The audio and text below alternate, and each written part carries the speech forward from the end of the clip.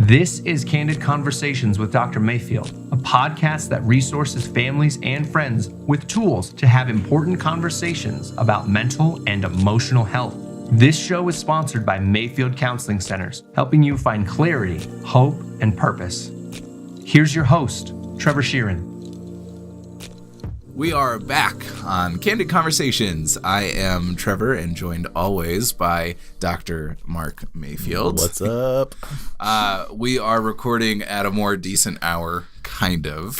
What time is it? It's like 8 something. Okay, I'm still not awake. Yeah, almost 8:30. So we've got our coffee and we are ready to go. Well, we'll have to say, last time we talked, I think, with our listeners, we were talking about the snow and all that craziness, and it's nice that it's summertime finally. Yep, it feels like summertime. It's been real nice.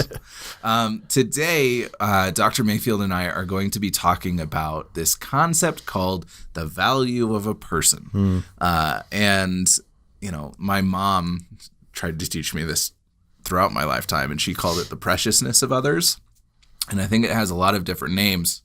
It probably has a lot of different names, but I want to see if we can come up with our own Candid Conversations version of what to name this concept.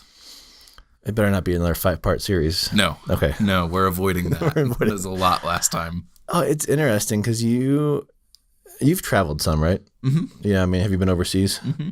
Right. It's interesting if you have this kind of idea of the value of a person and you go to different cultures and kind of see how it's expressed in different cultures. It's a pretty interesting fact that it can be and should be universal. For the most part, it is universal. Mm-hmm. I think that what's also maybe the inverse of what's universal too is that how often and how the commonality of devaluing of people, and so I think there's two ways we can talk about this today. One is, what does it look like to value somebody? And I think that's probably the best way to go. But I also think there's a conversation around let's point out the ways that we don't value individuals as just human beings. Sometimes it's helpful to learn by contrast. Right. Exactly. Yeah. I mean, I remember there's been some things I've been working on, in mental health law over the last couple of months, and instead of trying to define what it is, we're trying to define what it's not. Yeah. Because that's a lot easier sometimes to pick out, right? And so I think for the same thing, I don't want to go there today, but I think just challenging our listeners to go, okay, if we're trying to think of value, I think it's sometimes our gut reaction, our emotional intelligence picks up the things that aren't right. Yeah. Don't feel right, Right. But we see it all the time. I mean, you turn on the news and you've got, it's Pride Month. And, the news was turned on the other day of this Pride March in Detroit and the neo-Nazis showing up and trying to, and I'm like, okay, why? Yeah. How do we value people when we disagree with them? How do we value people when we don't see that? How do we value people when they're different than us? Yeah. I think goes into this conversation. When, as most of our listeners have caught on by now, I'm a big nerd and love fantasy and sci-fi and all of the bad shows and movies that have come out over the past 70 years. And one common theme that I notice is this theme of the value of life, and you'll end up in a situation where there's this weird, strange alien, and the protagonists are trying to figure out whether that weird, strange alien that is so foreign to our experience of what life is has value because they have thoughts or reasoning or a dream. And I think that what that speaks to is our view that life has value, that the mere existence of a thing comes with an innate value. And I've talked about this before at different speaking engagements, that if you take $100 bill, you can mark it all up. You can run it through the dirt. You can put it in feces. You can whatever. Put it to the wash to clean it off the feces. Right. And no matter what state it's in, it's still worth $100. Right. You can even cut it into 4 pieces, burn one of the 4th pieces, and it's still worth $100. And we don't always see ourselves that way because we think, oh, this bad thing happened to me, or I did this bad thing, and therefore I must only be worth I'm a $95 $100 bill. Well, that's where I think the idea of shame comes in and that kind of stuff too. But I think, and I think what you're saying, but you haven't said, was the importance that value doesn't mean that we have to agree. Value doesn't mean that we have to even like each other. Like I cannot like you and still go, okay, you're a human being, and there's innate value in the fact that you're a human being. So I'm going to treat you well. Yeah. Right? We might not be buddies, but I'm going to treat you well. And I think we have completely gone off the rails very much in our society. One example that I like to talk about in this, because it's the extreme side of this concept of the value of personhood, is that innate value doesn't change. It stays at that $100 bill level. Right. And so that means that Hitler, Ted Bundy, Charles Manson, some of these people who have done horrific things and all of these things has the same value as the Shakespeare or the Bill Gates or any of these people that we would look at and say, like, yeah, they were good people, or they did good work, or they really achieved great things. And that doesn't mean that we agree with what these men did or like them right. or approve of anything. Right. But it does mean that when we look at humanity, there's a common thread of innate value. Well, turn on the news. I mean, any of us that have been around in the last 9, 10, 12, 24 months, we turn on the news and we see protests and riots and people getting beat up because they're wearing a certain color hat that says a certain thing on it, or carrying a sign that says a certain something, right? And we immediately jump to judgment and slander and condescending talk. And I think, I wonder, and this is the challenge that I have for myself and I have for our listeners, and I'd love, for our country to look at this too, going, what would it look like if we realized the value of humanity, of the person sitting across from us, regardless of sexual orientation, gender, race, religion, and just go, okay, you have value because you're a human being, and I'm going to treat you with a certain level of respect and engage you with a certain level of respect, even if we differ, because there's value in that. I think obviously, the world would be a better and a different place if that was the case. But why do you think we don't do that? Why do you think we quickly overlook or push aside the value of somebody? Well, and I think some of that in my mind, and part of it's just because I've been doing episode planning, it ties into what we'll talk about next week of why we seek power. And like continuing with our concept of like learning by contrast, I think the ability to devalue or the effects of that and why it's important to talk about this subject is that's where slavery comes from. That's where sex trading or the sex trafficking comes from. Or just trafficking in general. Right. Bullying in high school, like it all comes from this abuse, this heart of not seeing the value in another person. And I think some of that is like, I think one aspect, there are so many different aspects, but one aspect could probably be that the devaluer felt devalued at one time. Or doesn't see value in themselves. Or doesn't see, because we look at abusers, and there's a high likelihood that an abuser has been abused. Well, yeah, it goes back to your conversation about the value of, even if it's a Hitler or a Manson, I think for those of us that are into history, realizing their lives were not at all, they weren't valued in any stretch of the imagination. And that goes back to our conversation for next week of why do we seek power is it's making up for something. And I think if I can treat you poorly and it somehow makes me feel good about myself, I'm going to keep doing it. Yeah. And because I don't want to look at myself and go, why am I X, And I think some of it ties into the concept of survival of the fittest, which has its place and doesn't have its place. Because I think when we look at it in a relationship style, that can become very ferocious. Sure. And as higher reasoning beings, human beings, it makes more sense to think about things from a philosophical perspective, that what's good for the group is good for me also. Yeah, so I'm going to throw that out. But I agree with you. And then you look at reality TV, The Bachelor, The Bachelorette. You look at Big Brother or Survivor, and the survival of the fittest piece. The how can I one up somebody else? Yeah. How can I manipulate, cheat, steal? It's a fascinating concept, and I think it goes to our humanness as well, right? That we are, it goes to a different conversation that we could have maybe about. Are people born good, or are we born bad and strive for good, or what? The age-old conversation. Right. But the value of someone, like you said, I think the $100 bill concept is a fascinating concept. So I think my big question though is there a universal definition of value? Because I could say, you know what, I value my car, right? And to me, that means take your shoes off when you get in. I'm going to shampoo the carpets every weekend. I'm going to take a Q-tip into the, air vents and that kind of stuff. And you could say, you know what, I value my car too, and I wash it once every 6 months. Right. But I change the oil and I take care of it that way.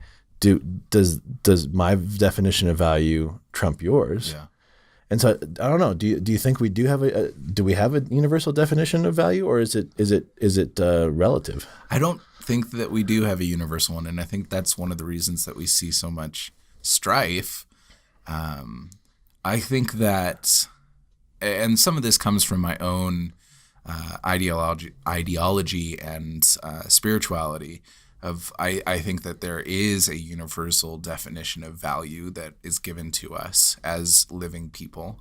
And that when we can align ourselves to that concept, it makes it easier to have these conversations. But I think that ultimately, if we look at even just the basic human rights that we've come to as a planet in understanding, which varies very widely, but it does. Yeah. But overall, there is this general concept that most people can agree to. So the UN, I believe, after World War II, came up with their Declaration of Human Rights. I think it's been modified, probably, and expanded upon, right? But I would be surprised if it hadn't. But I think there are a couple that make a lot of sense to me. And the first one is we are all born free and equal, or should be, and these are saying these are the things that every human should have the right to, and it's not saying this is what is, but what should be. That makes sense. And so it's laying out the groundwork of what the value of a person is, and so it starts with being free and equal, and then they talk about we're not discriminating. So it's the ability to see people for their differences and to honor those differences rather than to choose to serve one person because of that difference and another to not serve because of a different difference. And then the right to life, which I think, would make more sense to be first. Right. So the right to life, and then that no person deserves slavery or torture.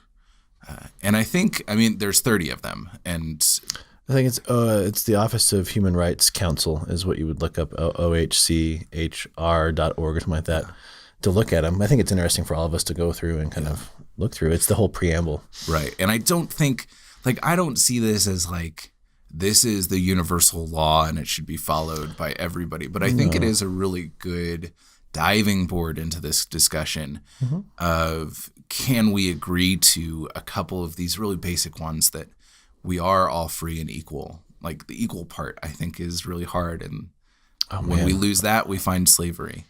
Well, and it goes into the conversation that we have for next week too, of why do we seek power? It's if we don't consciously utilize this framework or the framework of value, we're always going to look for a way to one up somebody. Yeah. And we'll talk about that next week. But it's not these conversations are not unique to our present day. No. And if you study history, you go back as far as 2,000, 3,000. I mean, just how many years ago, and you look at different civilizations and their desire to conquer somebody else because of their differences, or and not looking at the value. You look at what happened in the Civil War, and then you look at what happened in why people came over from England to the United States. It was escaping persecution. Yeah. You look at World War II, you look at World War I, you look at I think the intent behind the Gulf War and Iraqi freedom. And obviously we can debate this until we're blue in the face. Right. But and there are individuals who have. Right, exactly. But go watch them if you're really interested in those arguments. Right. But we look at all that and going, okay, why did these things start? Well, it's because one group or subgroup of people were being marginalized. Yeah. Why do you think we have the different movements and marches? Why do we have Black Lives Matter? Why do we have the Pride March? Why do we have, pro-life, pro-choice? I mean, you fill in the blank, and it's going, well, because a certain group is being marginalized or overlooked. And it's interesting because we sometimes have judgment around these different movements. But if we were to come back to the reasons for them, it was because they're trying to reclaim value. Yeah. And that it makes perfect sense. I might be disagreed with on our listeners. When it might be a simplified way of looking at things, but that is what we're focused on, and we want to show that maybe it's just one root of the problem. Sure. But it is a part of the problem. Mm-hmm.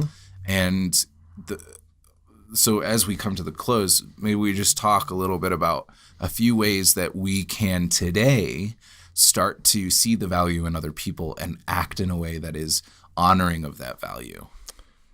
I'm going to challenge our listeners in this. It starts with us. Do you find value in yourself? If you don't, I'm sorry, but you're not going to be able to find value in other people. You might think you are, but it could be condescending. It could be marginalizing. It could be manipulative. But I think it starts with us. And I know I might be a little bit too simplistic here, but how in what ways do you value yourself? And I'm not thinking prideful, haughty, cocky type of thinking. I'm thinking about just true value. Do you value yourself? Do you take care of yourself? Do you love yourself in a way that is healthy? If you don't, obviously I'm going to advocate for counseling. Yeah. I mean, it's kind of my obviously go-to. But if you do, I think then you're going to be able to start pulling it out of others. You're going to start seeing it in others. You know? And I'd encourage our listeners to go and listen to our episode on humility, because we talk a little bit about this beautiful middle ground between self-deprivation and pride. And I think that ties into the way we see ourselves and our value, because either side of that spectrum will lead to us treating others in a skewed way. Well, I also think, too, it goes back to maybe start from episode 1 and how to have a conversation. How do you, because I think we've, season 1, episode 1, 2, 3, 4, 5, 6, we kind of lay the foundation of this idea of how to have a conversation. And I think if you are wanting to really begin to find value in others, go back to the basics. Yeah. And I think that's kind of why we started this podcast to begin with, is that we really want to encourage and guide individuals towards something that is almost unique nowadays. Of, we disagree. Okay, let's talk. Yeah. And it's because I respect you. I value myself. I understand. And it's all these things that we've been talking about for so long. Yeah. Yeah. This is, like I said, one of the roots. Right. In that tree of the conversations we want to have. So let's go back to how we started. Your mom says the preciousness of others, right? And I think that's a fantastic framework. What would she say in the sense, or how have you maybe assimilated her conversations and her raising you over the last 26 years, to answer that question? Yeah. Well, a lot of hers came from a Christian background of they were made in the image of God, and if God loves them, you should love them as well. And I still think that is true. And also, it has grown for me in just acknowledging that I don't have rights over other people. And a lot of my struggle as a kid was I would bully people because they didn't do what I wanted them to do, and recognizing that they didn't have to do what I wanted them to do. They were their own people. Right. And so coming to a place where I recognize my place in the world and that I can have influence, but I can't control, I can't rule, which will tie in pretty well into next week's episode, why we crave power. Because that was probably at the heart. It was both of these conversations mixed up. I didn't see the value in others, and I wanted to have power, and it was easy for me to attain. Sure, but we'll come back to that next week. Yeah. I think when we do that, I've been there too. We're trying to piece ourselves up. Yeah. I think this conversation can go on for a while, but I hope that it has inspired you to begin thinking about how you value those in your life and ways that you need to reorient that and look at even yourself. Yeah. We'll catch you next week. Thank you for joining Candid Conversations.